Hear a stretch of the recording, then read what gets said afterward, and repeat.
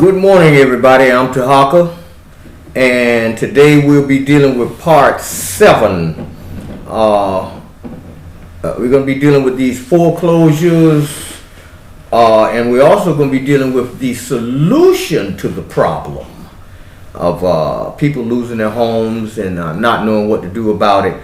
We're going to show you the problem as it exists among our people, and then we're going to give you some solutions. Now, we've covered a lot of this stuff in previous broadcasts, but today we're going to put the documents up so you can see with the instructions and all that. Keep in mind, in order to get a hold of us for some more information, you go to www.newdebtelimination.com, and you can also go to www.tarhakadebtelimination.org.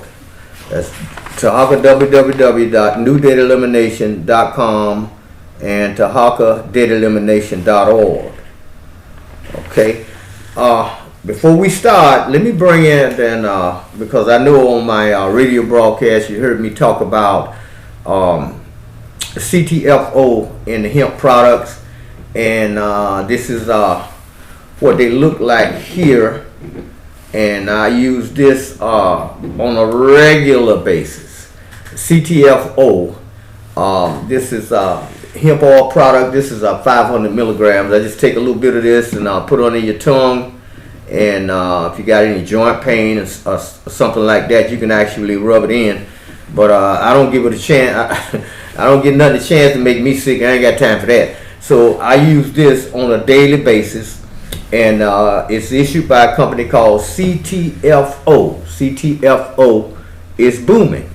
And you can get this on automatic, where they'll ship it to you monthly.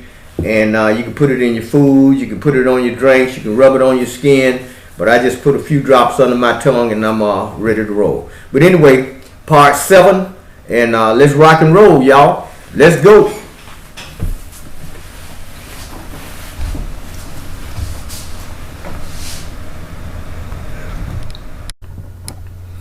Okay, let's go over this again. I know y'all have been through this over and over, but based on the stuff that we're reading and the videos and stuff that is going to be a part of part 7 of this particular video that we're doing, let's go over this thing one more time. U.S. person is a corporation. This shows you that U.S. person is a corporation or a franchise or other legal fiction. Why?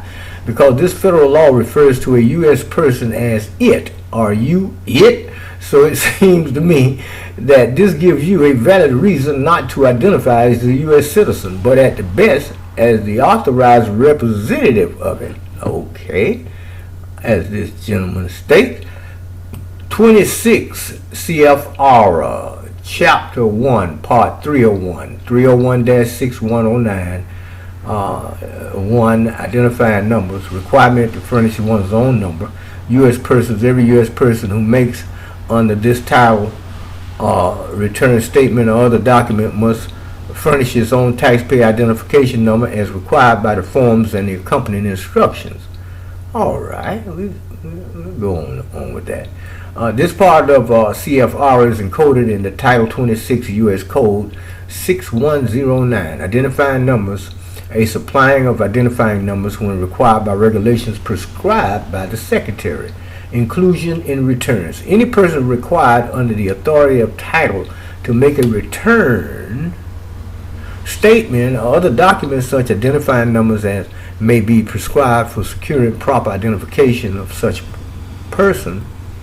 Now that is worded differently, but if anyone ever tells you that U.S. Code replaced CFR, you can tell them that Title 26 is not positive law, as such can be rebutted with older legislation of Congress which hasn't been repealed.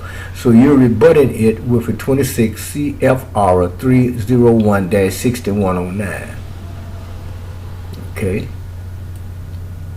So basically, if anyone wants you to identify as a U.S. citizen, you can tell them that if you ID'd as that person in the past, it was a mistake and that you're not it.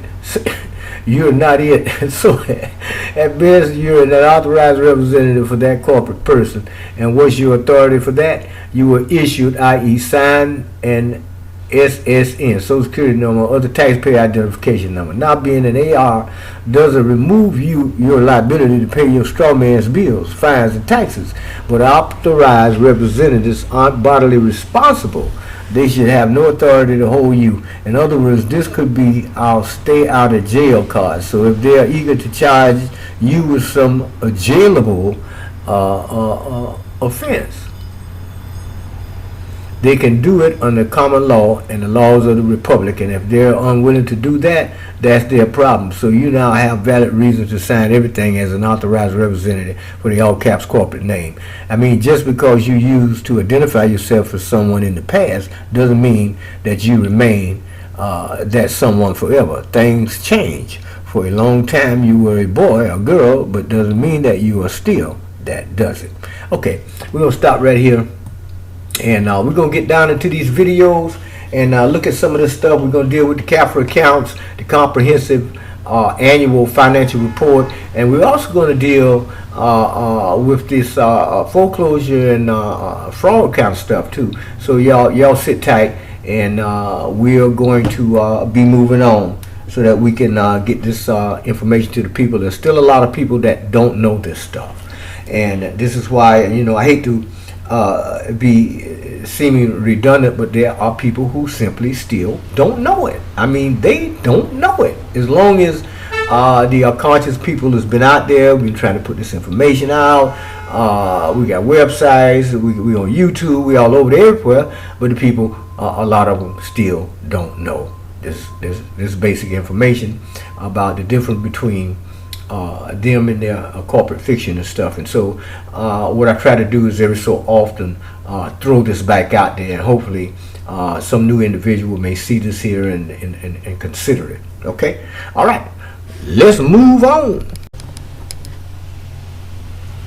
All right, here's an article entitled, "Do you own your children?" I think that's a fair enough question.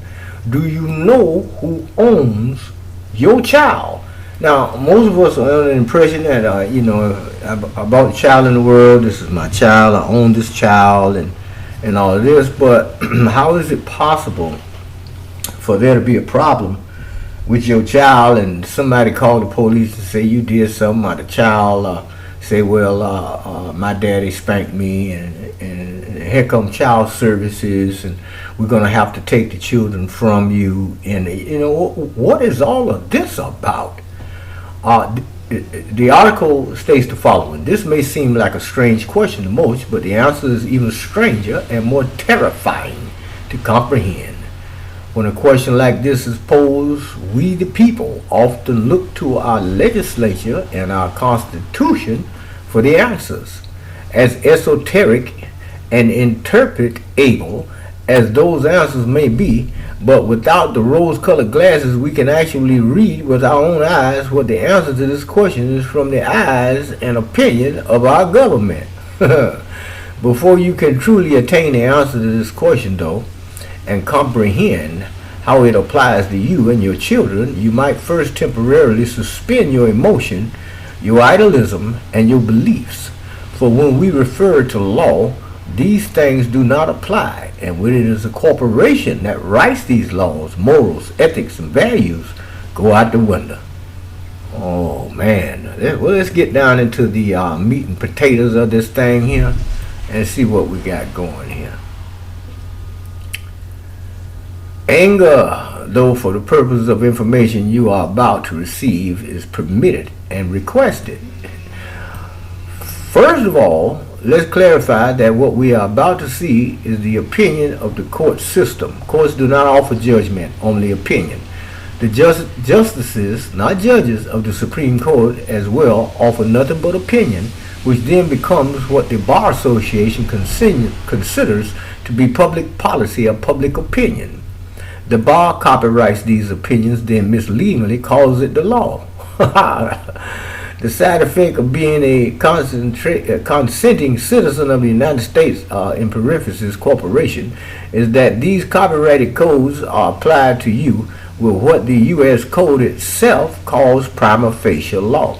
Now, we know that prima facie means at first glance. In other words, we'll say you go to a car dealership and you see this car and you say, hey man, I like that car there, I think I'll take that and rent there. And but the car is beautiful, the tires are overall, it's just a brand new paint job, car washed or what have you. It's shining, nice, beautiful, but guess what? The car don't have an engine in it at all. There's no motor in the vehicle. So we have what's called prima facie evidence. In this case, we're talking about prima facie law. Law which derives its authority from presumed consent. Therefore, all branches of government technically operate under this presumed law, meaning that the consent of the governed is automatically assumed in all legal matters and decisions based on court opinion. This unfortunately applies to all contracts made with or on behalf of the state. Okay, is y'all getting this? Okay, now y'all can go ahead and get mad now if you want, but here it is. I'm laying it out. And one of these contracts is called a marriage license. Oh, here we go. Yours and your spouse's signature on that state-sanctioned and federally registered document signifies a consent-based contract between all three parties. Now wait a minute, three parties. You, your spouse, and the state. Okay, but don't take my word for it. Let's see what the court system offers in their opinion about this subject. First, let's visit an Illinois appellate court judgment from 1997. Appellate Court of Illinois, number 5-97-0108. Marriage is a civil contract to which there are three parties, the husband, the wife, and the state. Van Coten versus Van Coten, 154N-E-146. Continue. When two people decide to get married, they are required to first procure a license from the state. If they have children of this marriage, they are required by the state to submit their children to certain things such as school attendance and vacation. Furthermore, if at some time in the future the couple decides the marriage is not working, they must petition the state for a divorce. Marriage is a three-party contract between the man, the woman, and the state. Linneman versus Linneman, 1 Illinois.app.2D 48-50-116N-E-2D 182-183 in 1953, citing Van Coten versus Coten. The state represents the public interest in the institution of marriage. Okay, and this continues. The public interest is what allows the state to intervene in certain situations to protect the interests of the members of the family.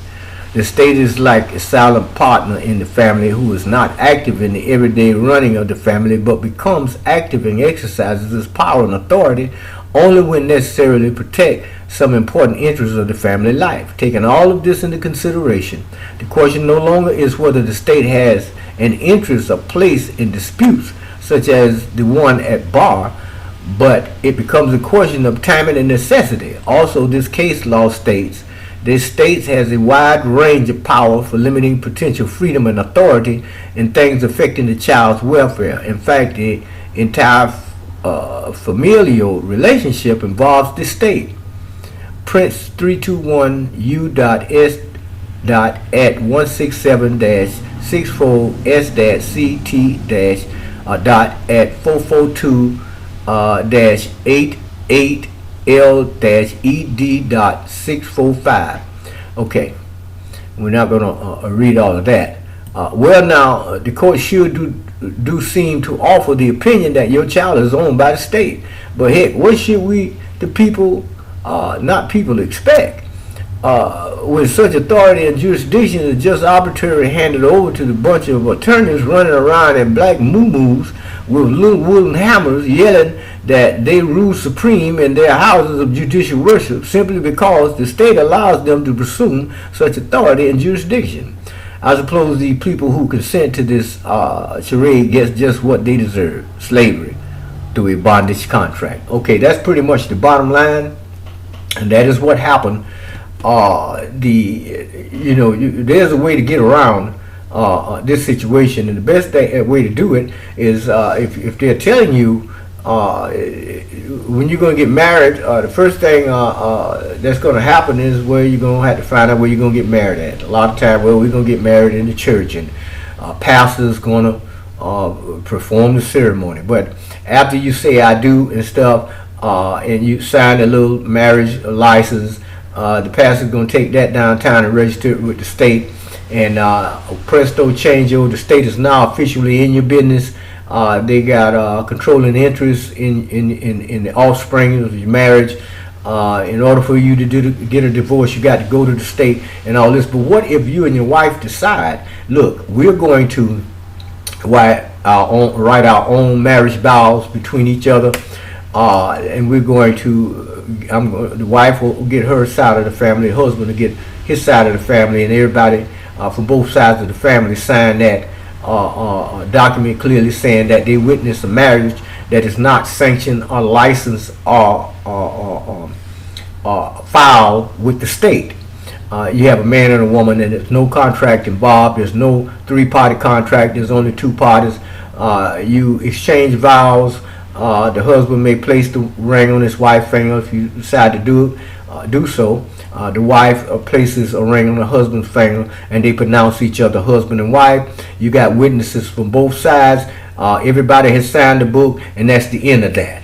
Okay, so when somebody come around talking about we're gonna have to take your children, well, you show me the contract.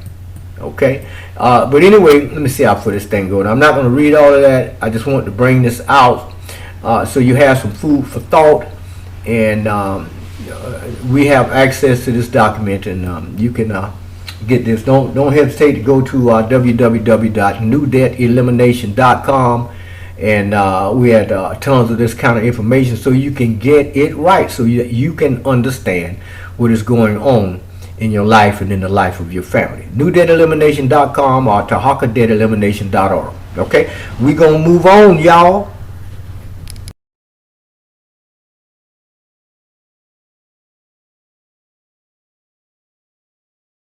I went down to Atlanta wanting to do a story about the thinness of the black middle class. One of the things that's neat about the South before this crisis is it's a place where black folks had managed to start to own homes more than elsewhere in the country. There are old black communities that have been there for generations, and they have, between the public programs that have helped and individual will, they've scraped together and managed to build neighborhoods and communities where you have longtime homeowners.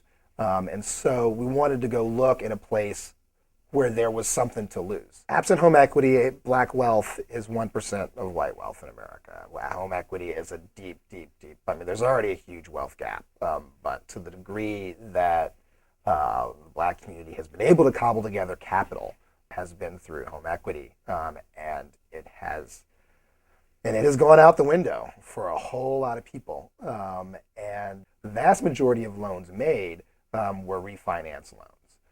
Loans that went to people who had owned their property for some time, and got flipped through a series of increasingly larger and larger loans that they couldn't afford and that had no benefit whatsoever to them. And they got them into those by going in, preying on people who didn't know any better, telling them this is going to be a good deal for you. Just sign here, and it's all going to work out. George Mitchell is typical of folks in his neighborhood, and I should say his neighborhood. You drive through it, and it looks like a disaster zone, with the number of boarded up houses or houses that are up on either are bank owned and sitting there. Number of people who have lost their homes, all old families. George Mitchell, 76 years old when he got his first, when he got the last loan.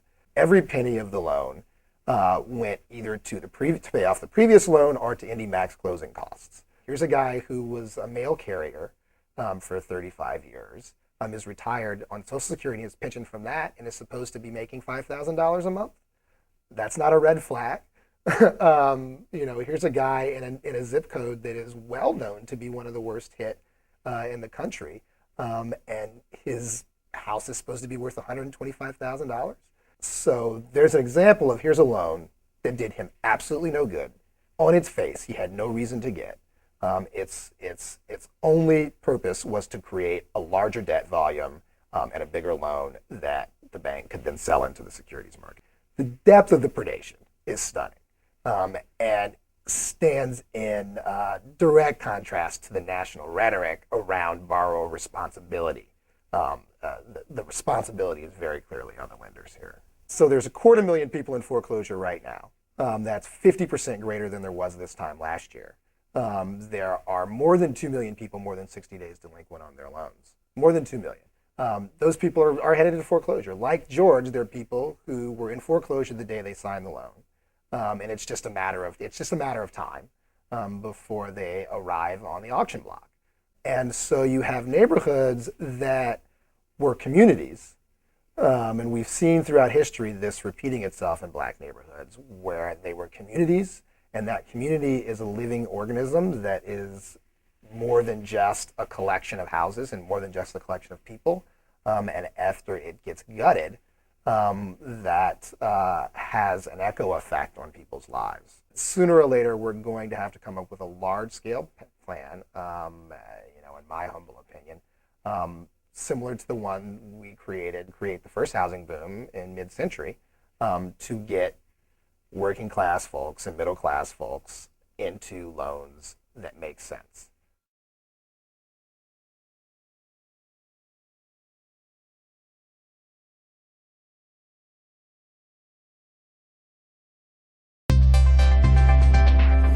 Many Black Americans never recovered from the financial crisis or the period of time where home values crashed. 43% of homes in Ferguson, Missouri are referred to as seriously underwater when described by Realty Track. This is the result of the Dodd-Frank Wall Street Reform and Consumer Protection Act that was passed right after the U.S. began to recover from the financial crisis. The act, of course, like many acts passed, favors the rich rather than the poor. This means that homes at lower prices are less protected, which leave many Black Americans in horrific home and financial situations.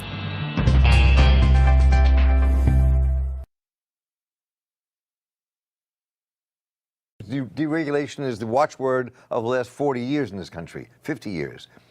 So and it's the watchword now. Right. So are we protected from this? What can we expect for the future? You want a more definitive answer than the no I gave you? Yes. I knew it'd be no, because I mean. No, hell no.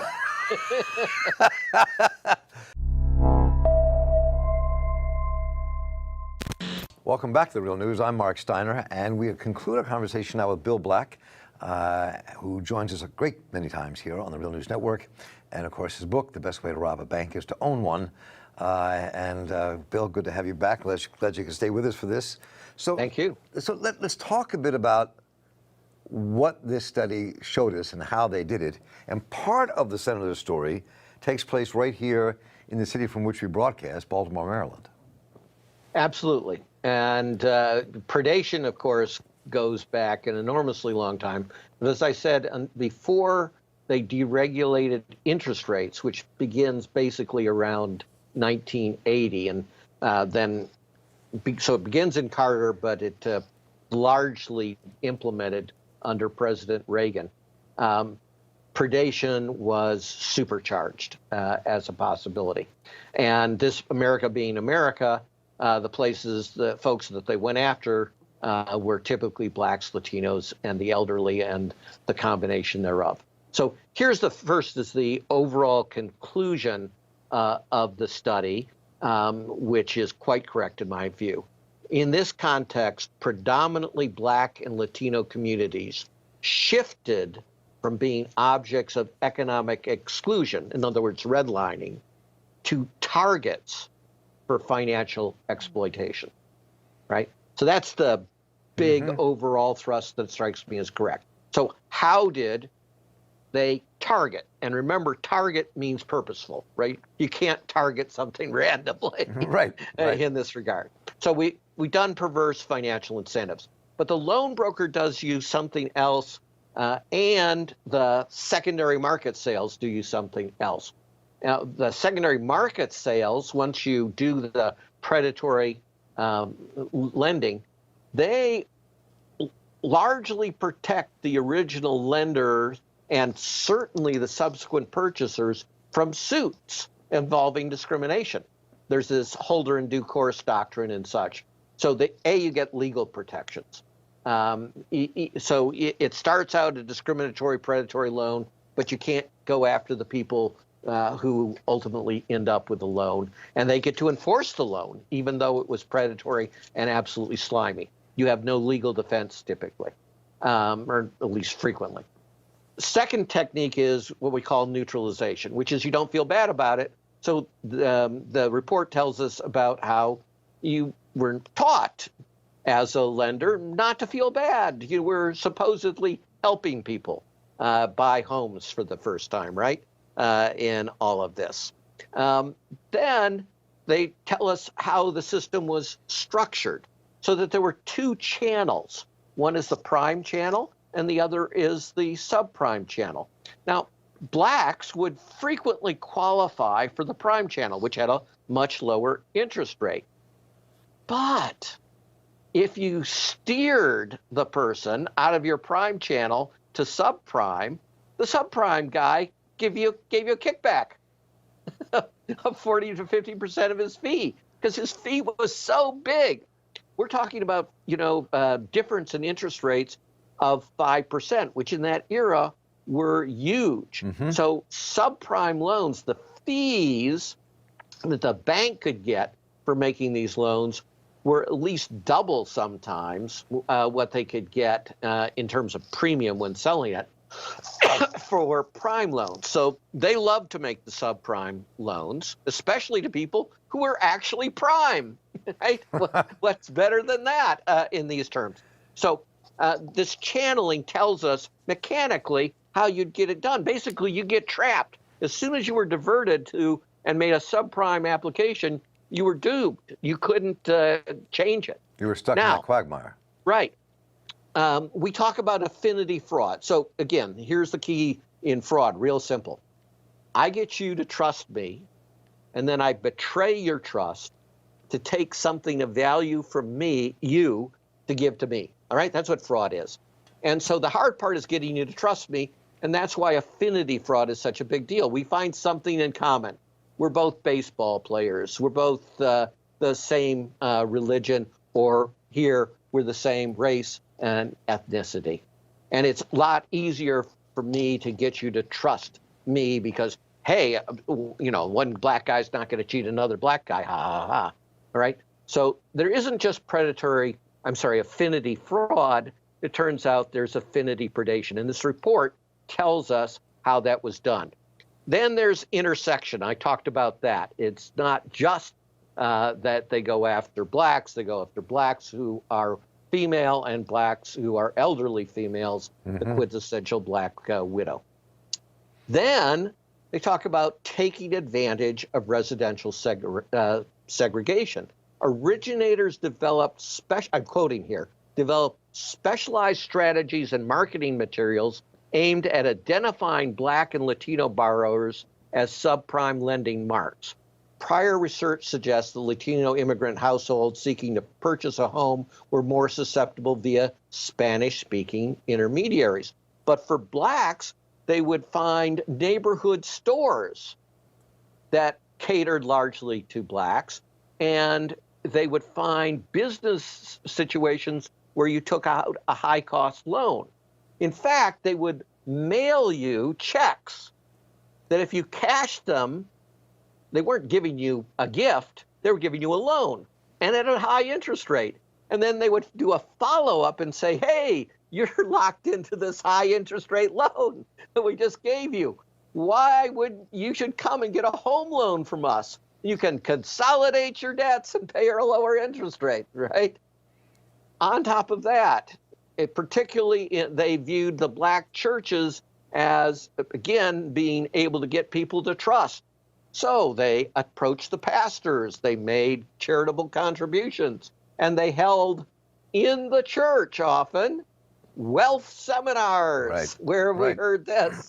Right. To get folks. So we see a lot from this study about exactly how it was done. And they say, and I quote again, to gain the trust of these borrowers, originators worked through local social structures and interpersonal networks to enlist trusted intermediaries, such as religious leaders, small business owners, and personnel in community-based organizations, right?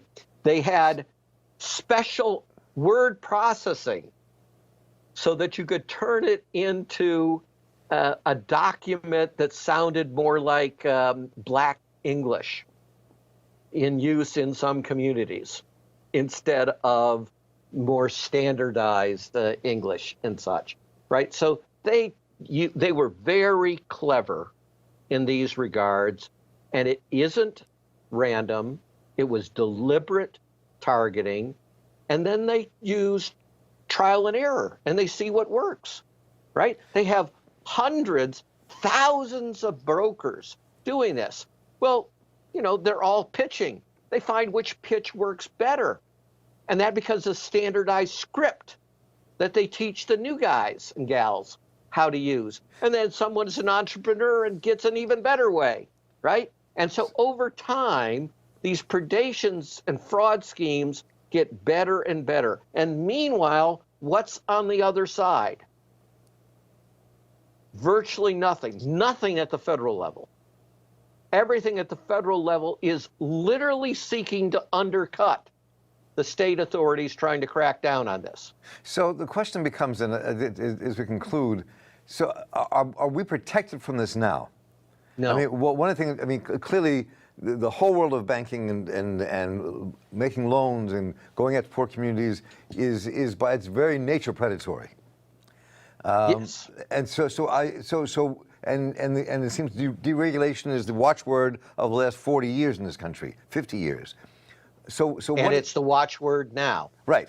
So are we protected from this? What can we expect for the future? You want a more definitive answer than the no I gave you?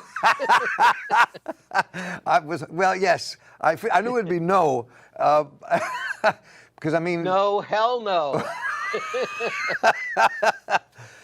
So we have a lot. We are not protected. No. And under what worldview is the protection going to be for poor blacks and Latinos under Donald Trump and against rich white bankers? Well, wait a minute. What do you mean? I'm just kidding. Right. So again, it isn't something terrible that just happened under the second George W. Bush. Right. Right? This is something that has been going on since Carter, which is to say the 70s, which is to say we're approaching 50 years of this. Well, it's really time to try a different approach. I think so. Maybe we can get Jimmy Carter to admit all this and help lead the charge along with Alexandria Cortez in Congress and see if we can get everybody Ocasio-Cortez to come together and really kind of push something that protects. Well, with Habitat for Humanity, Carter does at least appear to have some idea of guilt and responsibility. Well, Bill Black, we all learn a great deal. I really appreciate it when you join us here at The Real News, and I look forward to kind of really exploring this in greater depth. Because I think it's really important that we kind of lay this out for people to understand graphically and verbally here about what we faced and what we're facing. And thanks so much for your work and your time. Thank you. And I'm Marc Steiner here for the Real News Network. We've been with Bill Black, and we have a great deal more to talk about. So keep watching the Real News. Take care.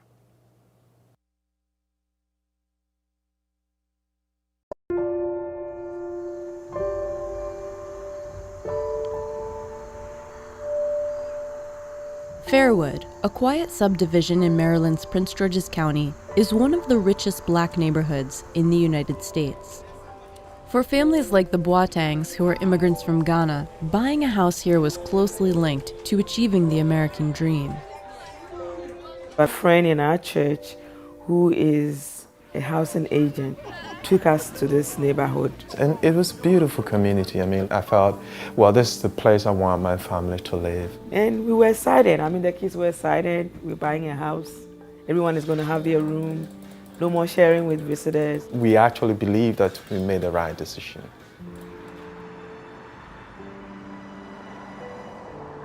It was the height of the bubble, because then immediately after that, then there was the burst, and everything was coming down. There were a lot of things that we didn't know about, until we got in. And at that time, things were going bad. I mean, not only for us, but everybody in the country, everywhere. A reminder tonight just how fragile the housing market is. 23% of homeowners, nearly 1 in 4, are what's known as underwater on their mortgages, meaning they owe more than their homes are worth. Since last summer, Americans have seen their investment shrink and their property values plummet. We are going through the worst economic crisis since the Great Depression. One of the places hardest hit by the crisis was Fairwood, and like so many others, the Boatengs were severely impacted. Back in 2005, when the mortgage market was thriving, the Boatengs say they were told they could afford a house worth around $617,000. They made all their mortgage payments for about 2.5 years, but they were financed with a subprime loan, which reset to higher payments, often called shock payments. The Boatengs could not afford the higher amount, and during the mortgage crisis, they could not refinance. Now, they haven't made a payment in more than 6 years. Also, a few years after moving into the house, Comfort lost her job. Determined to work, she started small businesses she could manage from home. She loves baking. So during the time when we got all this financial stress, we decided, well, why don't we use the same thing that you love to do as a way to get some income at least.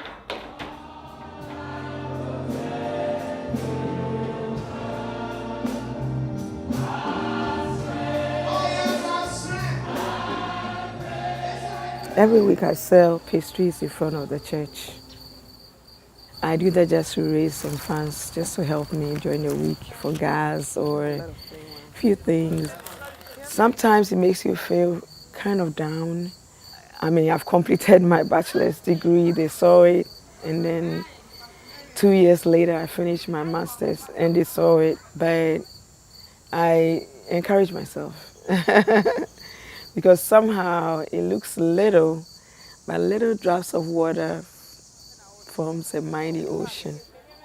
Comfort eventually found part-time work in the home healthcare industry and still sells baked goods as well.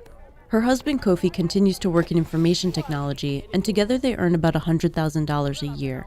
But it's not enough to cover their debt, which has grown to nearly $1.4 million.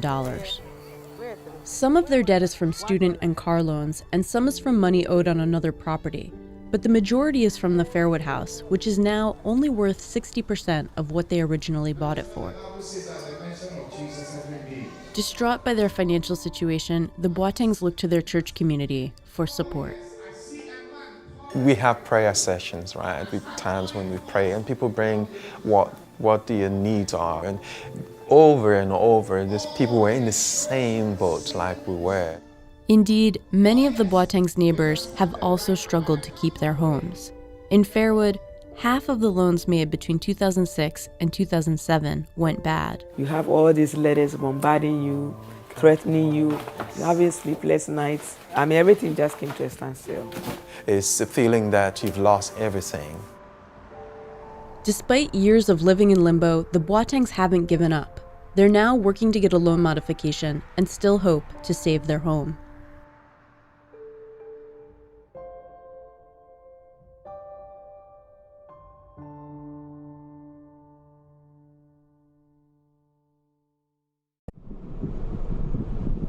I'm not nervous. I'm just not nervous. Are you nervous?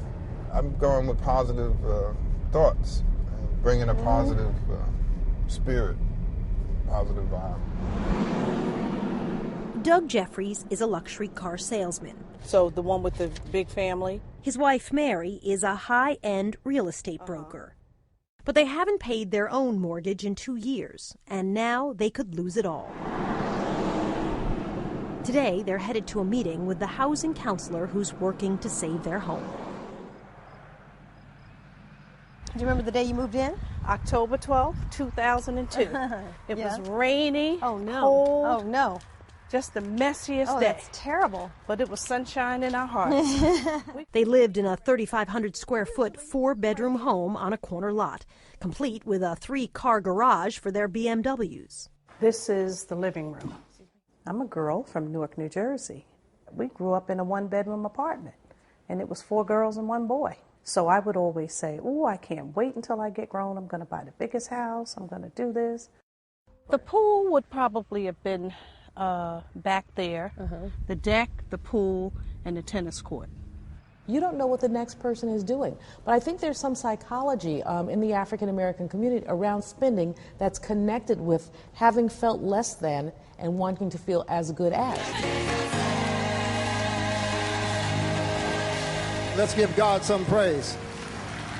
The Jeffreys are drowning in the kind of debt their pastor, Buster Soaries, preaches against just about every Sunday. Live within your means. People that don't manage their money wisely are not managing our lives wisely.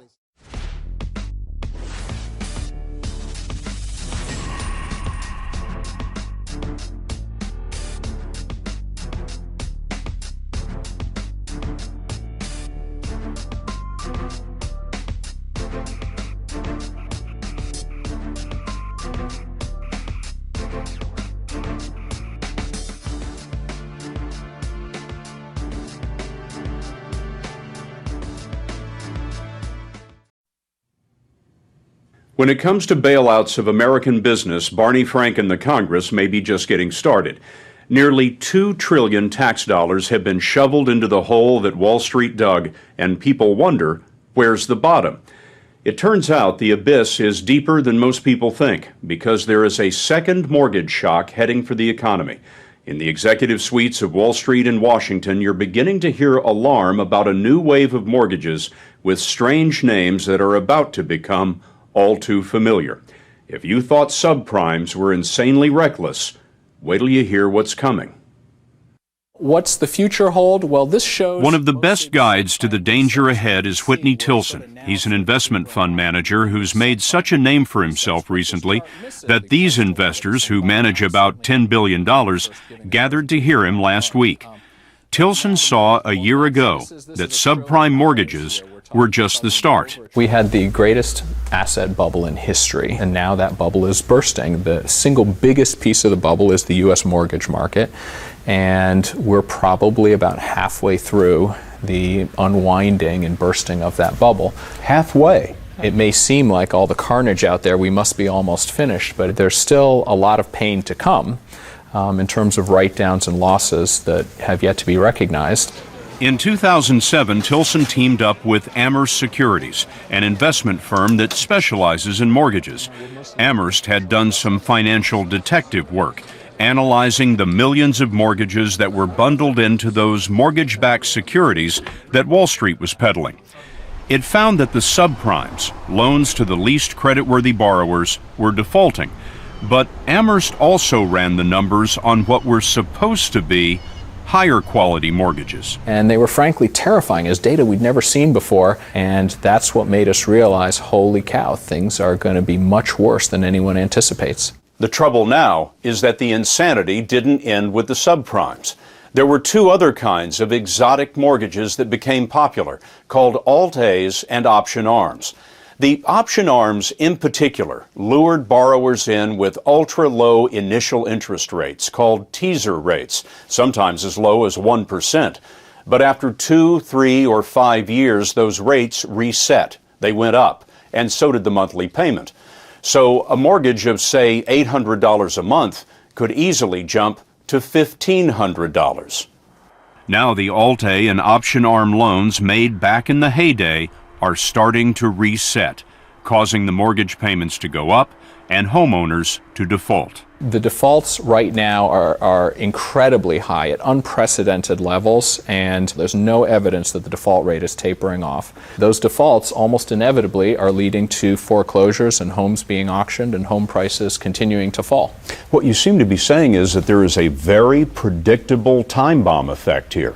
Exactly. I mean, you can look back at what was written in 05 and 07. You can look at the reset dates, you can look at the current default rates, and it's really very clear and predictable what's going to happen here.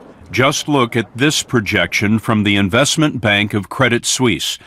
These are the billions of dollars in subprime mortgages that reset last year and this year.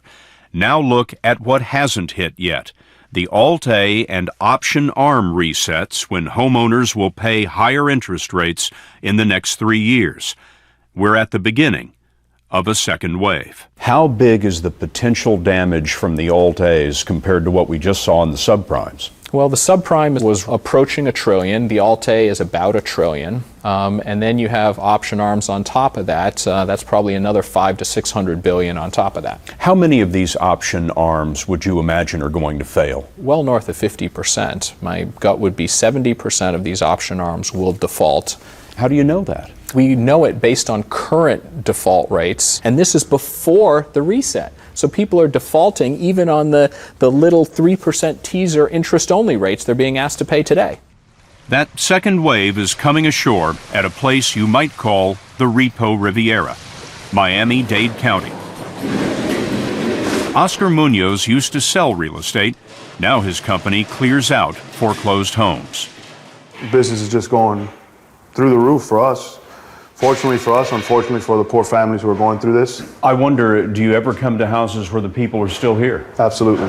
That's really a sad situation. I'd rather not meet the people. Why not? It's not easy to come in and move a family out. It's just our job to do it for the bank. It's just the nature of what's going on in the market right now. What is going on in the market right now? How much work are you getting? Every day we have 20, 30 assignments. A day? A day. Just your company? Just our company. And we're one of the few companies right now who are hiring. We have to hire people because the demand is so high. People who've been evicted tend to leave stuff behind. The next house is usually much smaller. Banks hire Munoz to move the possessions out where by law they remain for 24 hours. Often the neighbors pick through the remains. Once the homes are empty, the hard part starts, trying to find buyers in a free-fall market. Miami real estate broker Peter Zalewski talks like a man with a lot of real estate to move. We have 110,000 properties for sale in South Florida today, 55,000 foreclosures, 19,000 bank-owned properties, 68% of the available inventory is in some form of distress. They need someone to clean it up. What's the name of your company? It's called Condo Vultures Realty. What does that mean? That in times of distress, in times of downturn, there's opportunity. And vultures clean up the mess. A lot of people seem to think they kill, but they don't actually kill, they clean. The killing in Miami was done by the developers back when it seemed that the party would never end. They sold hyper-inflated condos at what amounted to real estate orgies, sales parties for invited guests who were armed with option arm and Alt-A loans. There were red ropes outside. They had hired cameramen and they had hired photographers to almost set the scene of a paparazzi. They were hiring fake paparazzi to make the customers feel like they were special. You were selling a lifestyle. What role did these exotic mortgages play, these Alt-A's and the option arms? They were essential. They were necessary. Without the Alt-A or option arm mortgage, this boom never would have occurred. It never would have occurred because without the Alt-A's and the option arms, many buyers never would have qualified for a loan. The banks and the brokers were getting their money up front in fees, so the more they wrote, the more they made.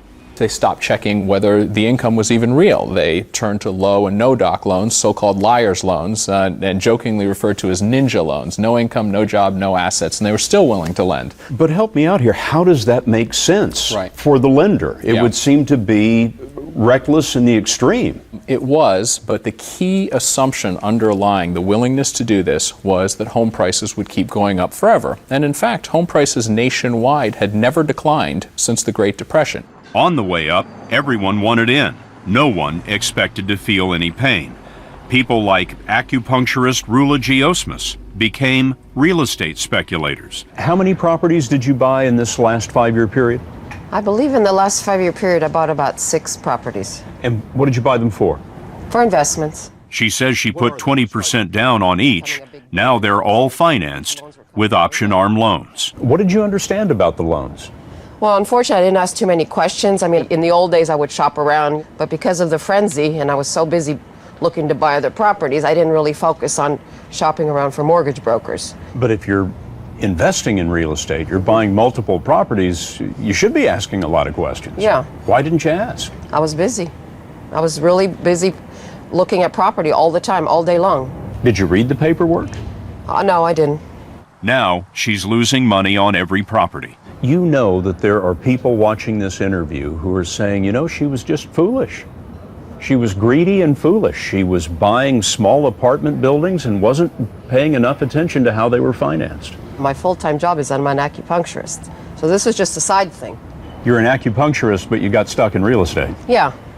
Giosma says she was misled and she hopes to renegotiate her loans. But many other buyers have simply walked away from their properties. This Miami luxury building was a sellout, but when we visited, a quarter of the condos were in foreclosure. What did this place go for? This was originally purchased in October of 2006 for $2.4 million. $2.4 million? What's it worth now? The asking price from the lender is $939. So it lost $1.5 million in value in a couple of years? It was a tough 2 years. And there are tough years to come, because just like the subprimes, the Alt-A and option arm mortgages were bundled into Wall Street securities and sold to investors. In a nutshell, 2009 looks like what to you? Miserable. 2010? Miserable, even worse. Sean Egan runs a credit rating firm that analyzes corporate debt. Fortune magazine cited Egan as one of 6 Wall Street pros who predicted the fall of the financial giants. This next wave of defaults, which everyone agrees is inevitably going to happen, how central is that to what happens to the rest of the economy? It's core. It's core because housing is such an important part. We're not going to get the housing industry back on track until we clear out this garbage that's in there. That hasn't cleared out yet. In fact, we haven't seen the bottom. It's getting worse. What do you mean? There are some statistics from the National Association of Realtors, and they track the supply of housing units on the market, and that's grown from 2.2 million units about 3 years ago up to 4.5 million units earlier this year. So you have the massive supply out there of units that need to be sold. Well, with the housing supply increasing that much, what does it mean? It means that this problem, the economic difficulties, are not going to be resolved in a short period of time. It's not going to take 6 months. It's not going to take 12 months. We're looking at probably about 3, 4, or 5 years before this overhang, the supply overhang, is worked through. In the next 4 years, 8 million American families are expected to lose their homes. But even after the residential meltdown, Whitney Tilson says blows to the financial system will keep coming.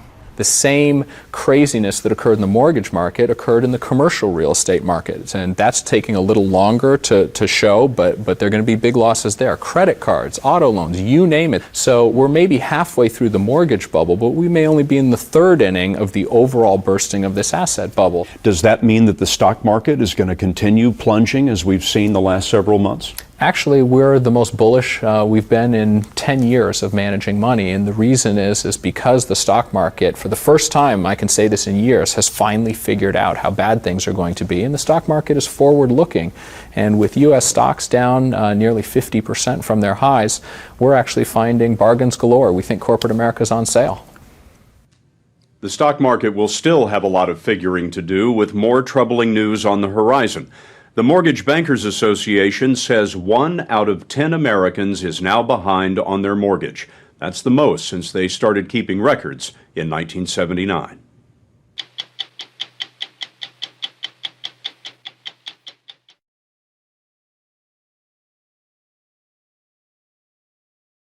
A.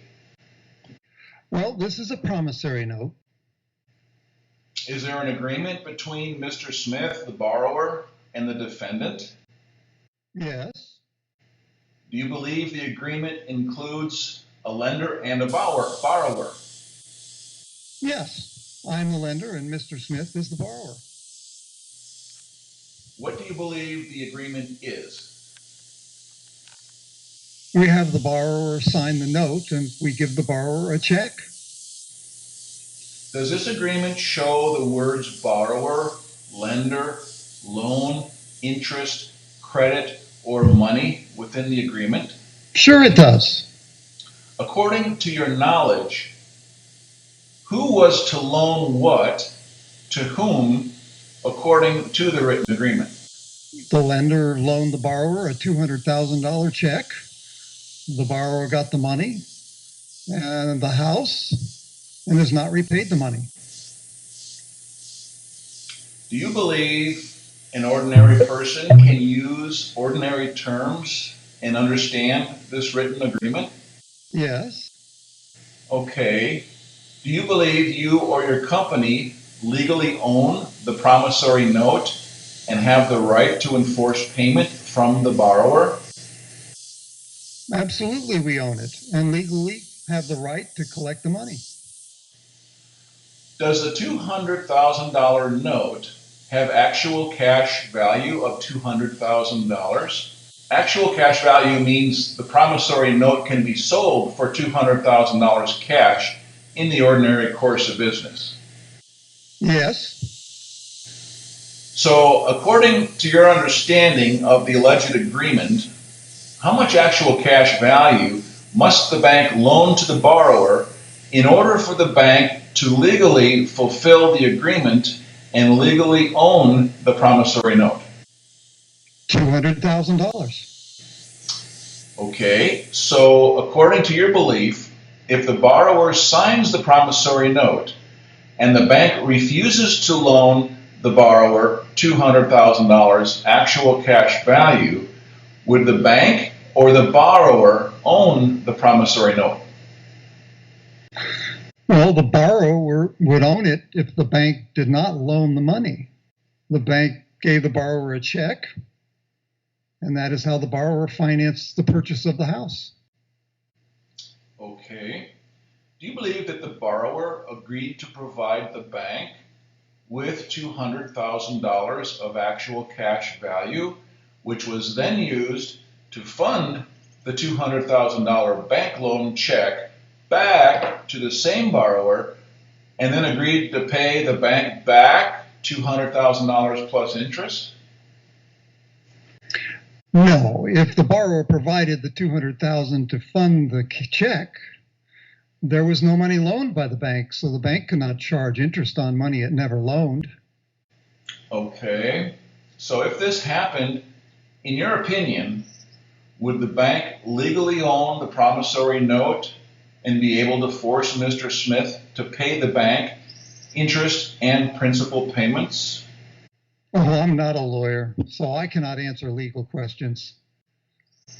Well then, is it bank policy that when a borrower receives a $200,000 bank loan, the bank receives $200,000 actual cash value from the borrower, that this gives value to a $200,000 bank loan check, and this check is returned to the borrower as a bank loan which the borrower must repay? Well, I do not know the bookkeeping entries. I'm asking you if this is the policy. Well, I do not recall. Okay.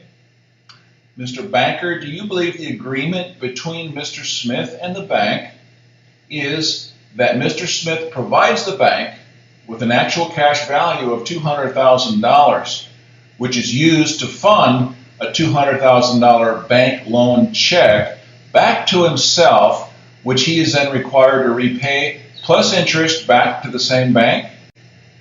I am not a lawyer. Did you not say earlier that an ordinary person can use ordinary terms and understand this written agreement? Yes. Okay. Okay, Mr. Banker, I'm going to hand you back the bank loan agreement. This is Exhibit B. Is there anything in this agreement showing the borrower had knowledge or showing where the borrower gave the bank authorization or permission for the bank to receive $200,000 actual cash value from him in the note and to use this to fund the $200,000 bank loan check, which obligates him to give the bank back $200,000 plus interest? No, there is not. Okay, so if the borrower provided the bank with actual cash value of $200,000 in the note, which the bank used to fund the $200,000 check and returned the check back to the alleged borrower as a bank loan check, in your opinion, did the bank loan $200,000 to the borrower? In that case, no. So if a bank customer provides actual cash value of $200,000 to the bank, and the bank returns $200,000 actual cash value back to the same customer, is this a swap or exchange of $200,000 for $200,000? Yes. Okay, so did the agreement call for an exchange or swap of $200,000 to be swapped out for another $200,000, or did it call for a $200,000 loan? A $200,000 loan. Good. So is the bank to follow the Federal Reserve Bank policies and procedures when banks grant loans? Yes. So what are the standard bank bookkeeping entries for granting loans according to the Federal Reserve Bank policies and procedures? And I'll hand you now the Banker Fed publication entitled Modern Money Mechanics, labeled Exhibit C. The promissory note is recorded as a bank asset, and a new matching deposit or liability is created. Then we issue a check from the new deposit back to the borrower. So then, is this not a swap or exchange of $200,000 for $200,000? Well, this is the standard way we do it. Answer the question. Is it a swap or exchange of $200,000 actual cash value for $200,000 actual cash value? If the note funded the check, must they not both have equal value? Well, I'm sorry, I'm going to have to plead the Fifth Amendment on this. Okay. Tell me, if the bank's deposits or liabilities increase, do the bank's assets increase by an asset that has actual cash value? Yes. Is there any exception? Not that I know of. So if the bank records a new deposit and records an asset on the bank's books having actual cash value, would the actual cash value always come from a customer of the bank or an investor or a lender to the bank? Yes. All right. Is it the bank policy to record the promissory note as a bank asset offset by a new liability? Yes, it is. Does the promissory note have actual cash value equal to the amount of the bank loan check? Yes. Then, does this bookkeeping entry prove that the borrower provided actual cash value to fund the bank loan check? Well, yes, it does. The bank president told us to do it this way. All right. How much actual cash value did the bank loan to obtain the promissory note? Nothing. Then how much actual cash value did the bank receive from the borrower? $200,000. So then, is it true you received $200,000 actual cash value from the borrower, plus monthly payments, and then you foreclosed and never invested 1 cent of legal tender or other depositor's money to obtain the promissory note in the first place? Is it true that the borrower financed the whole transaction? Yes.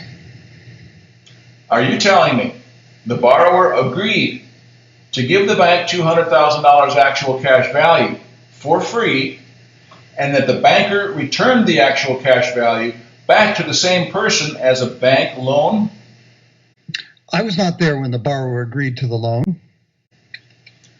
Do the standard Fed publications show the bank receives actual cash value from the borrower for free and that the bank returns it back to the borrower as a bank loan?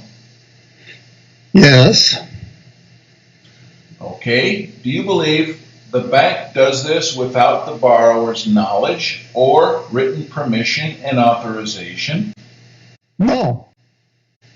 To the best of your knowledge, is there written permission or authorization for the bank to transfer $200,000 of actual cash value from the borrower to the bank and for the bank to keep it for free? No. Does this allow the bank to use this $200,000 actual cash value to fund the $200,000 bank loan check back to the same borrower, forcing the borrower to pay the bank $200,000 plus interest? Yes. Then if the bank transferred $200,000 actual cash value from the borrower to the bank, in this part of the transaction, did the bank loan anything of value to the borrower? No.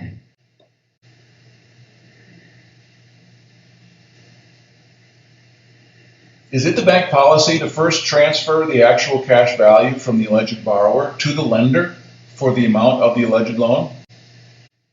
Yes, it is. Does the bank pay IRS tax on the actual cash value transferred from the alleged borrower to the bank as income? No, because the actual cash value transferred shows up like a loan from the borrower to the bank, or a deposit, which is the same thing, so it's not taxable. If a loan is forgiven, is it taxable? Yes, it is. Is it the bank policy to not return the actual cash value that they received from the alleged borrower unless it is returned as a loan from the bank to the alleged borrower? Yes. You never pay taxes on the actual cash value you receive from the alleged borrower and keep it as bank's property? No. No taxes paid. When the lender receives the actual cash value from the alleged borrower, does the bank claim that it then owns it and that it is the property of the lender without the bank loaning or risking 1 cent of legal tender or other depositor's money? Yes. Are you telling me the bank policy is that the bank owns the promissory note, which is the actual cash value, without loaning 1 cent of other depositors' money or legal tender, that the alleged borrower is the one who provided the funds deposited to fund the bank loan check, and that the bank gets funds from the alleged borrower for free? Is the money then returned back to the same person as a loan, which the alleged borrower repays when the bank never came up with any of its own money to obtain the promissory note? Am I hearing this right? I give you the equivalent of $200,000. You return the funds back to me, and I have to repay you $200,000 plus interest. Do you think I'm stupid? All the banks are doing this. Congress allows this. Does Congress allow the banks to breach written agreements, use false and misleading advertising, act without written permission, authorization, and without the alleged borrower's knowledge to transfer actual cash value from the alleged borrower to the bank and then return it back as a loan?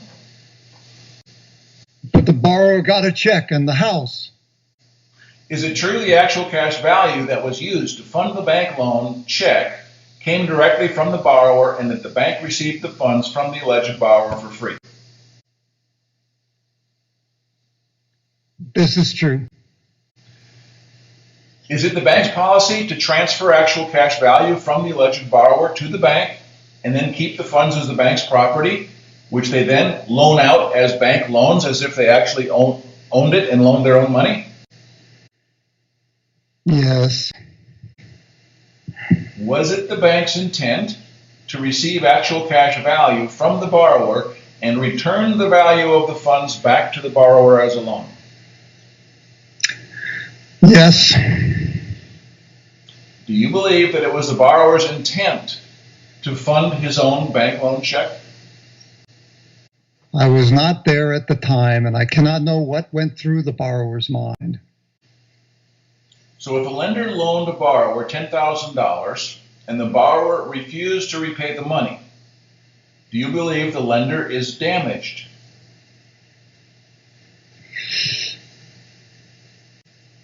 If a loan is not repaid, the lender is damaged. So is it the bank policy to take actual cash value from the borrower, use it to fund the bank loan check, and never return the actual cash value to the borrower? The bank returns the funds. Was the actual cash value the bank received from the alleged borrower returned as a return of the money the bank took, or was it returned as a bank loan to the borrower? As a loan. So how did the bank get the borrower's money for free? That's how it works. No more questions, Your Honor.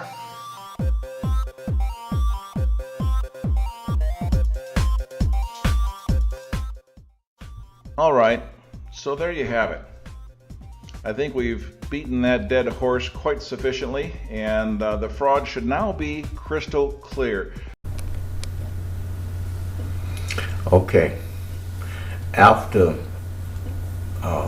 watching what we just seen involving the foreclosures and people losing their homes, and we want to deal with some solutions to the problem.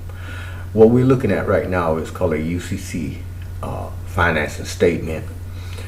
We want to put this thing together and keep in mind that it has all of the instructions that you're going to need to fill this thing out correctly. We've in previous videos we've dealt with the straw man and all capital letters and what it means, and we know he's the one that has all of the assets, all of the control, all the property. He owns everything, and what we want to do is transfer all that he owns into the hands of the living man. Okay, and this is the statement that we're going to use. Now, if you notice right here, the most important part of this is right here, so there's absolutely no excuse. Instructions for UCC financing statement, form UCC1. And it says, please type or laser print this form. Be sure it's completely legible. Read and follow all instructions, especially instructions 1. Use of the correct name for the debtor is crucial. Fill in the form very carefully. Mistakes may have important legal consequences. If you have questions, consult an attorney. The filing office cannot send completed form or any attachments to the filing office with the requirement fee. It says items, instructions, A and B. Well, I'm not going to read all of the instructions, but here they are, attached to your UCC1 financing statement. So you don't have to call anyone. All you have to do is follow instructions that is right there on the statement itself. Okay, this is a standard UCC1 financing statement. You're well on your way to the solution to the problem you want to take, because see, everything that you do is attached to your straw man. If you are buying a home, it's going to be addressed to the straw man. If you open up a bank account, it's a straw man. And Social Security is a straw man. Anytime you're going to court, if you go into jail, it's always the straw man, and you are going along for the ride. Well, instead of being a beneficiary, why don't we start being the grantor and assign trustees to manage your estate? And you, the man, you actually putting in the work, but when you get a job someplace, they're addressing you as a straw man. You get a paycheck, it's addressed to the straw man in all caps. So this is how to go about taking control of that and getting in a position so that we can discharge these so-called debts and all this stuff. And we're going to be getting to that in subsequent videos. But right now, we're starting with a solution to the problems of the videos that we just watched involving people losing their homes and all of this kind of stuff here. Keep in mind, in order to get this thing done correctly and to succeed and change your life, you can contact us at newdebtelimination.com. That's newdebtelimination.com. And you can also go to tarhakadebtelimination.org. Okay, let's move on to the next document. This is a security agreement. This is security agreement, this agreement dated of this day, and it shows you what that looked like. And keep in mind on your UCC1 finances statement, it has a place for you to list the secured party. And we've already covered some of what a secured party is briefly in previous videos, but of course we have detailed information and stuff. So just contact us at newdebtelimination.com. If you take a look at this document, this is what it looks like. So the UCC means the Uniform Commercial Code is adopted and enacted and as in effect formed time to time in the state of whatever your state is. Time used them here, and we're not going to read all of this, but I want you to see what a security agreement. Now, for those of you who have your trust established, you remember we talked about the irrevocable common law trust. In fact, that's the only trust that I recommend. There are all types of trusts, and of course you can put one trust into another trust. We want to make sure that we remain in the private and operate in the private. We want to learn how to maneuver and operate and move and have our being in the private. Okay? All right, so I want you to see what this thing looks like. This is a security agreement when you begin to deal with your assets and stuff, and you got your trust established. And also keep in mind that if you have a trust established, everybody in that trust, especially born inside the United States, has the potential to take advantage of their straw man, but you're just simply operating as a single trust unit. Now you have the power to fund the trust, because so often I hear people say, well, you know, how are we gonna fund the trust?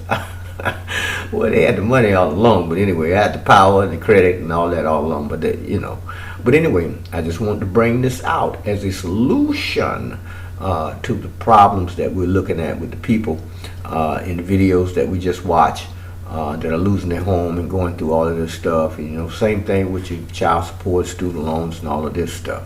Okay, this is your security agreement. Okay, let's move on, y'all.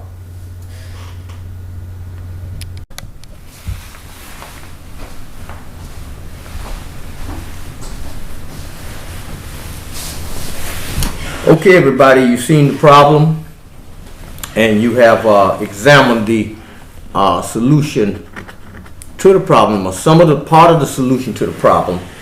And so now we're going to go into the Comprehensive Financial Annual Report. It's called the CAFR, and we're going to deal with that.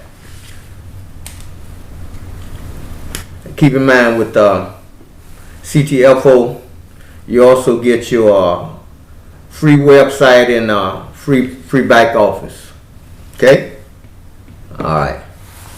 So without further ado, let's go down into the CAFR and let's make sure that you pay close attention. And in order to deal with the CAFR successfully, you're going to have to get in touch with your city officials and demand to look at the books. But let's go and let's see how this thing here is going to play out. Hold on 1 second. All right, we got that straight. All right, y'all, let's roll.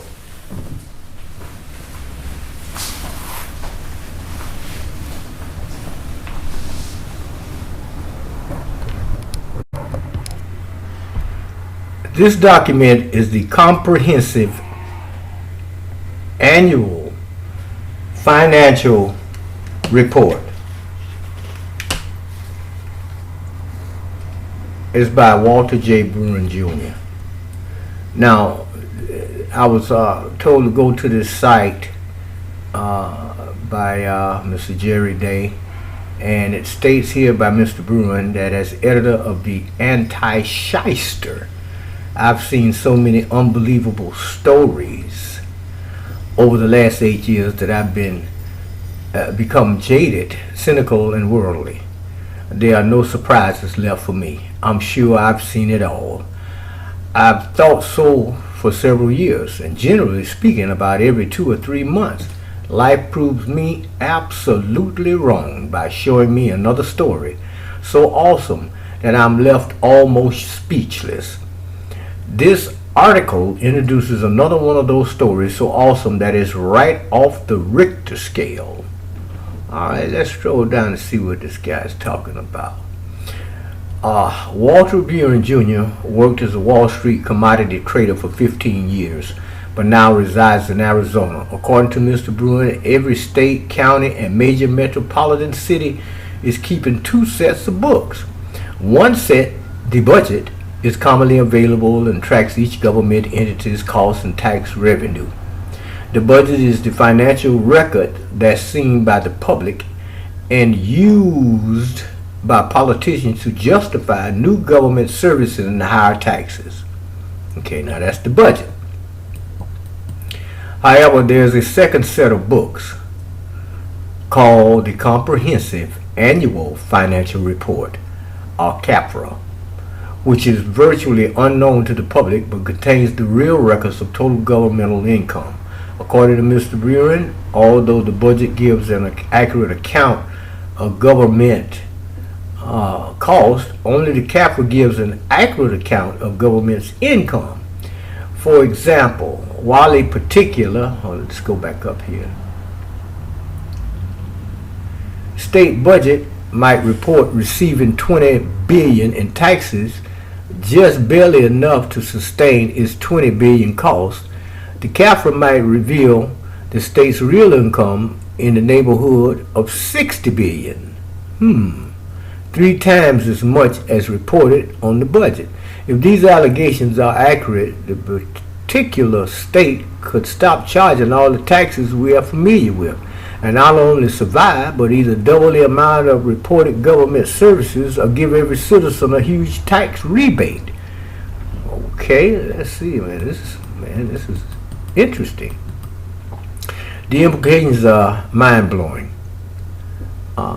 That mean our world is so different from what we are led to believe, so much more corrupt than ever, I suspect, that we are left with 3 choices. Either 1, government agrees to end the deception and stop overtaxing, or 2, the American people agree to accept their status as slaves, or 3, both sides refuse to agree and participate a shooting revolution. The issue is that big. Wow. But are Mr. Bruin's allegations correct? How could any government entity dare to routinely overcharge its citizens by 200%? Underreport its income by 2/3 and knowingly press for high taxes based on an inaccurate budget? Worse, how could such a fraudulent system become widespread among all states, counties, big cities, and even the federal government? When you stop to think about it, Mr. Bruin's allegations are too fantastic to be credible. All right, let's go up here and we're going to see.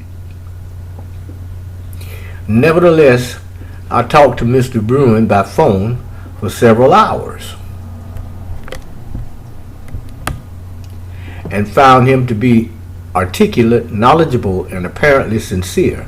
I asked a retired professor of economics to interview Mr. Bruin and evaluate his allegations. The professor's assessment and evaluate his allegations. The professor's assessment. Bruin is probably correct. I steered an Alaskan MD who is also a dedicated constitutionalist researcher.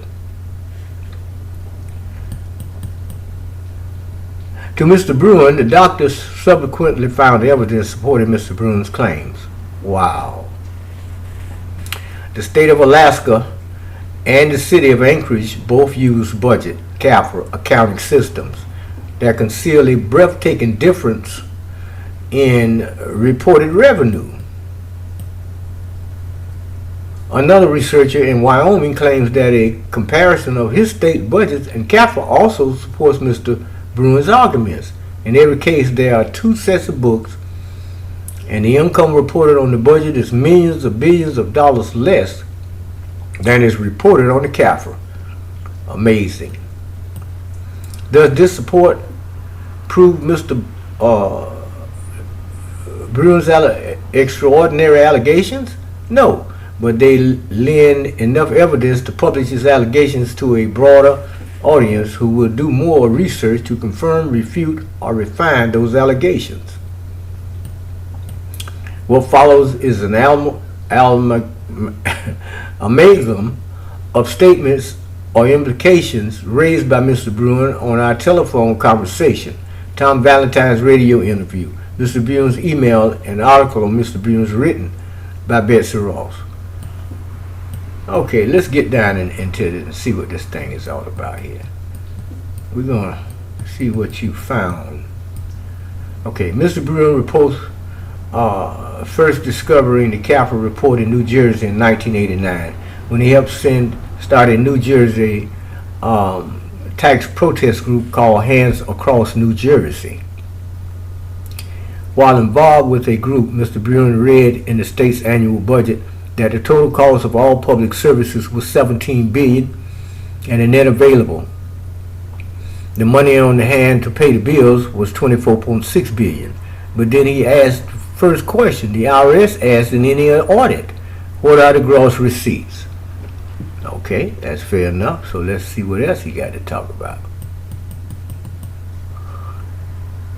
He added figures from various sources and came up with about $44 billion and began to wonder how the state could have a $17 billion in costs, $24.6 billion in cash on hand, and $44 billion annual income. The numbers didn't add up, so he began to dig deeper. Okay, hold on. Let's go back up here.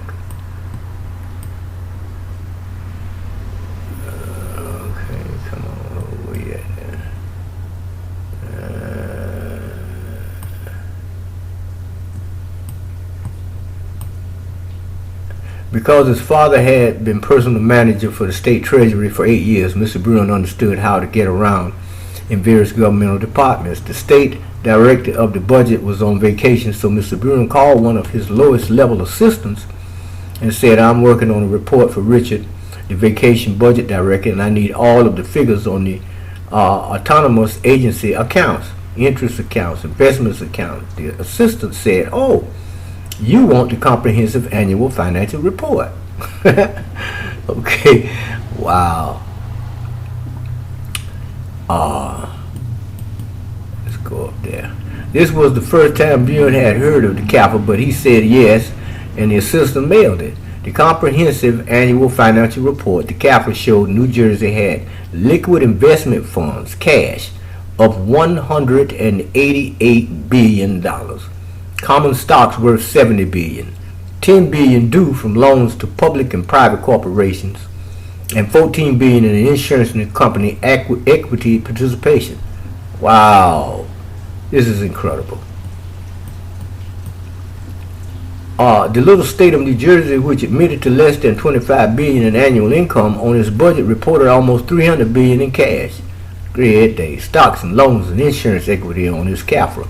According to Mr. Bruen, on that day, I learned the definition of syndicated organized crime. I bet you did.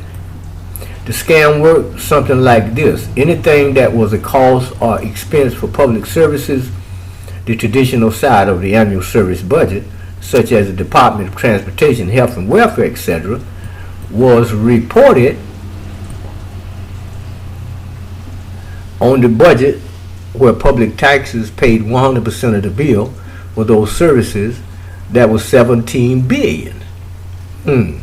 However, any governmental agency that was a profit center, the Port Authority for New Jersey, the New Jersey Turnpike and Investment Account, etc., that general non-tax revenue was restricted by statute.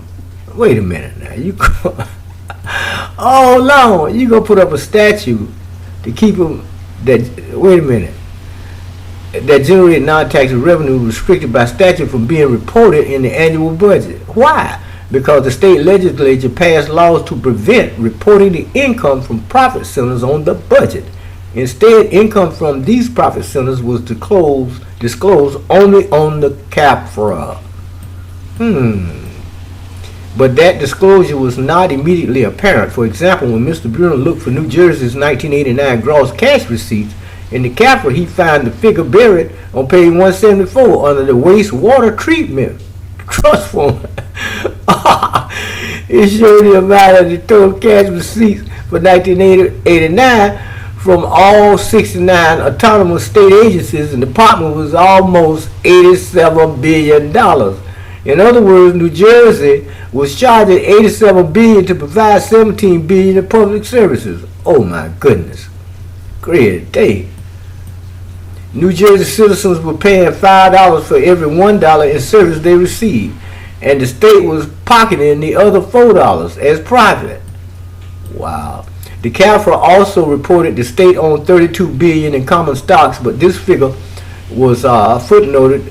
The following revealed that the stocks were valued according to the original purchase price, not currently market value. In other words, if the state bought a stock in 1968 at $1.25 a share and it's worth $3,000 a share now, they still reported on the CAFR as worth $1.25 a share. Burton determined that the true market value of the $32 billion in stocks reported in New Jersey CAFR was actually about $70 billion. Wow. To believe or not to believe? Mr. Buren's claims concerning New Jersey are incredible and also dated. Whether New Jersey kept two sets of books in 1989 is an intriguing but not particularly compelling question. After all, the allegations are almost 10 years old, and relatively few of us live in New Jersey as a result of Mr. Buren's allegations might be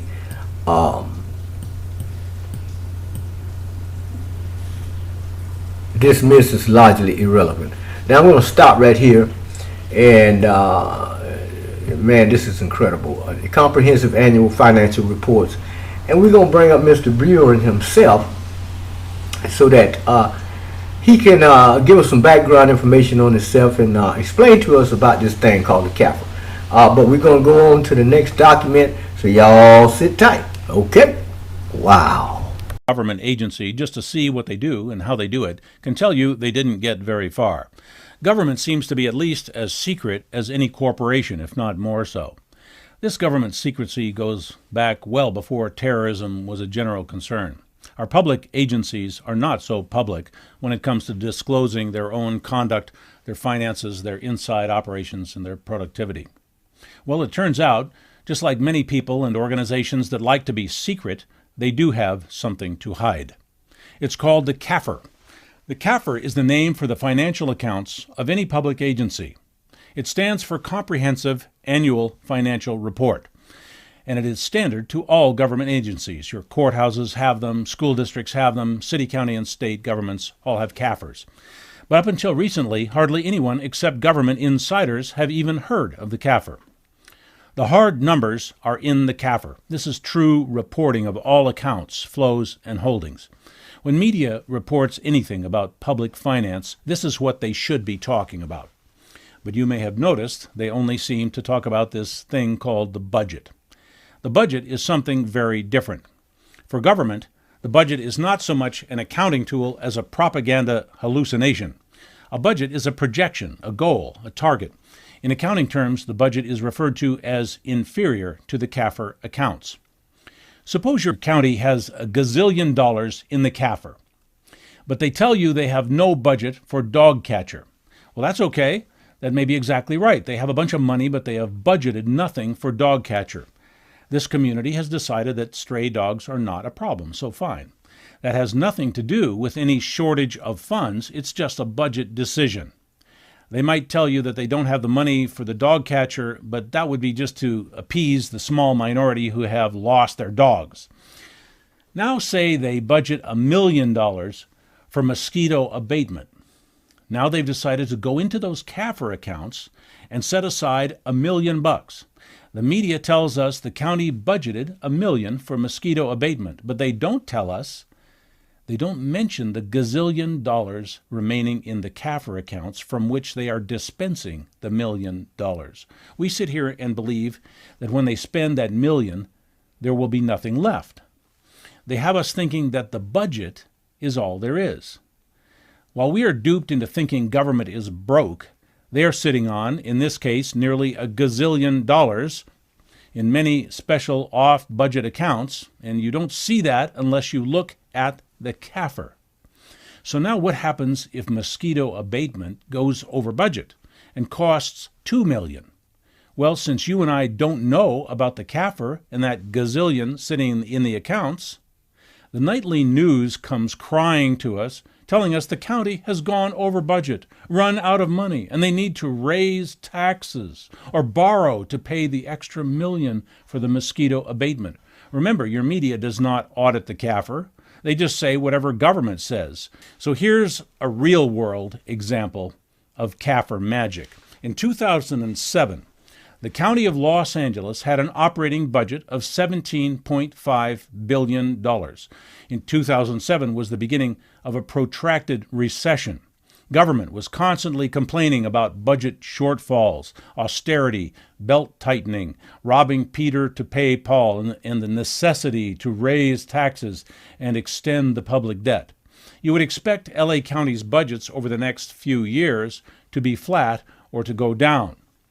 In the 5 years between 2007 and 2012, LA County raised its operating budget from $17.5 billion to $25.8 billion. They're projected to spend 47% more in 2012 than 2007. In the middle of a recession, where did that money come from? Yes, they borrowed. Yes, they raised taxes, but not that much.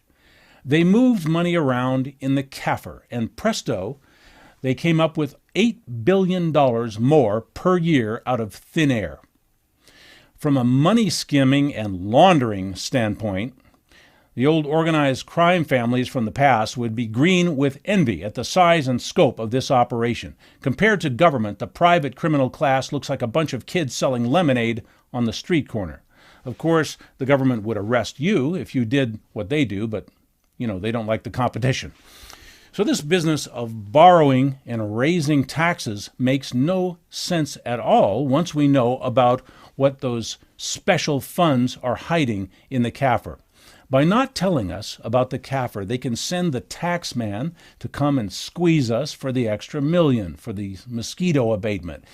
It's a big lie. They know it's a big lie, but it has worked 10,000 times in the past. If they can pretend to be broke, and we will believe them, then why shouldn't they go ahead and rob us?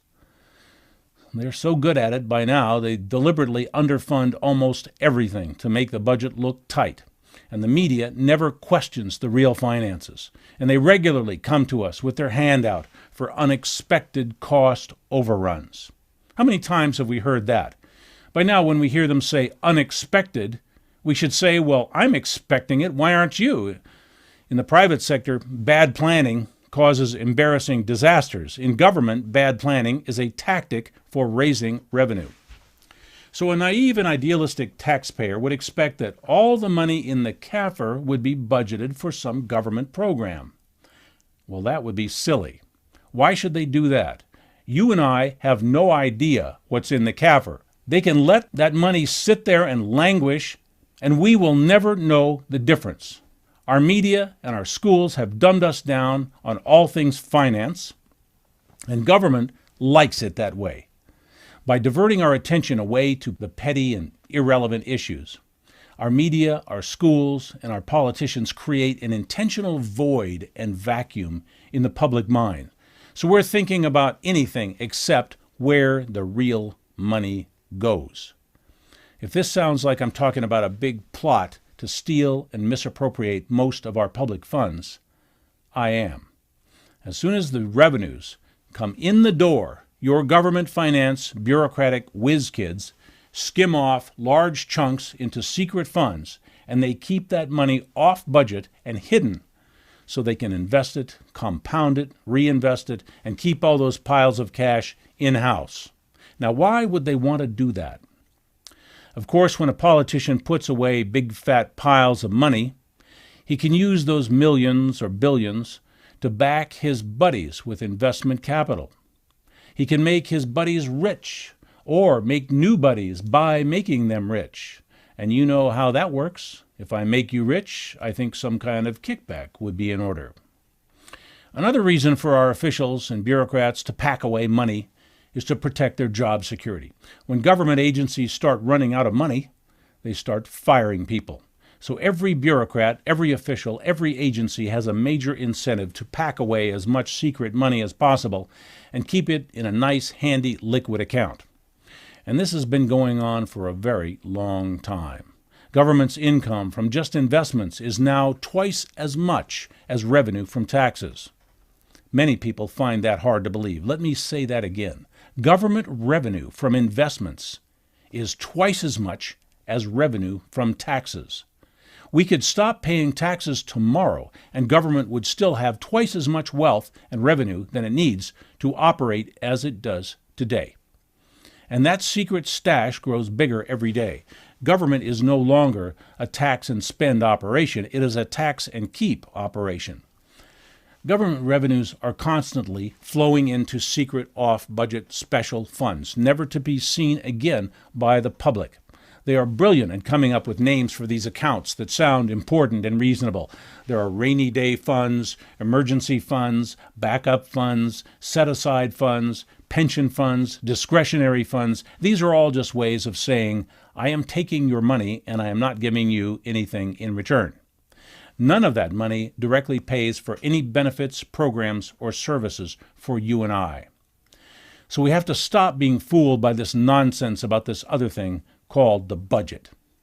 If you put aside a household budget of $400, you're going to spend $400 a month for your groceries, and then one month you need $450. Do you go and rob a gas station? No, you take $50 out of your bank account. Governments have bank accounts, and they have investment accounts, just like we do, but they keep that a secret. And to see that secret, you have to look in the CAFR. So when the media and our public officials start talking about having a budget crisis, really what we should just laugh and say, so what? Change the budget. Don't bother me, show me the CAFR. Let's get an independent audit of that CAFR. If they're going to pretend they don't have any money, I guess we have to point it out to them. So we need to stop talking about the budgets and start looking very closely at the CAFRs. Media needs to break its silence to this. The political parties need to get this into their platforms. Politicians need to stop playing stupid and treating us like children. We need to audit those CAFRs, every single one of them, and we need to demand that those funds be used to eliminate the crippling taxes that are accomplishing little more than creating those secret accounts. So where do they park that money? Government owns majority stakes in companies like Microsoft, Time Warner, Disney, and Exxon. Government owns over 70% of all the primary blue-chip major U.S. corporations through investment in U.S. stock markets. You heard me right. 70% of the stocks of most of the big-name major corporations in domestic and foreign stock market exchanges. So what is good for GM may not be good for you, but it certainly is good for that for-profit investor called government. So as a small investor, how do you compete with one large single investor that has swallowed 70% of the investment market? The wealth that you and I should be making by investing in the stock market has been taken in taxes and is being made by government with your money. And the government is not sharing that wealth back with you. Government is not serving you, it is eating your lunch. Since government gets rich along with corporations now, it's no longer particularly interested in passing any real onerous regulations for public benefit. Government now passes laws and international trade policies that enrich corporations in which government is invested and from which it profits. In the interest of profits, government has created some very bad foreign policy, like invading and making war in places where our corporations covet the resources, or by permitting American corporations to hire dirt-cheap foreign labor, or by opening trade with countries that have next to no human rights and environmental protections. Make money here, pollute over there. Government is now the profiteer. It is the exploiter. Government uses all its power, force, and lawmaking authority to make corporations wealthy, because that makes government wealthy. So among the many crimes here, government blew open the doors on global trade, exploitation, and plunder. The side effect of that global plunder is the destruction of America's domestic wealth, prosperity, and sovereignty. By forcing American workers to compete with cheap Asian labor, this two-headed monster of corporations and government on a global rampage is bringing the American standard of living down to something like the Chinese bicycle-riding classes. Suddenly, a little protectionism doesn't sound too bad.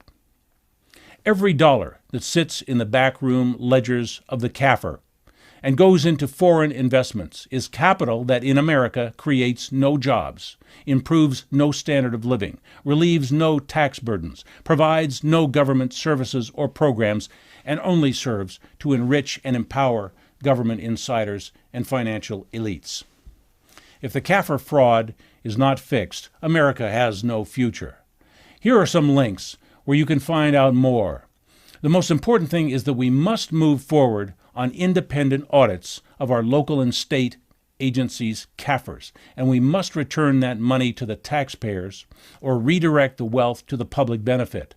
Send messages to your media and your representatives that you don't care about the budget and you want to see the real accounts. You want to know what is in the CAFR. More than 10 years ago, Walter Burien discovered the CAFR fraud and has worked to organize a national movement to perform audits and redirect all this public wealth back to the public benefit. Burien believes that by opening up the CAFRs, taxes could simply be retired altogether. Find out more at his website at CAFR1.com. Clint Richardson is also an expert in the CAFR issue and has posted useful information and videos. Find him at thecorporationnation.com and realityblogger.wordpress.com. Note that the blogger has 1 G. We need to get the word out on this, and we need to tell our public officials that the CAFR money is ours, not theirs.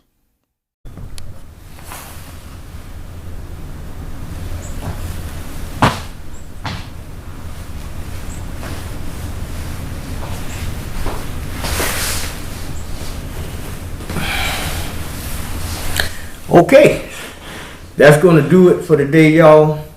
And I hope we have brought something to the table for you to consider.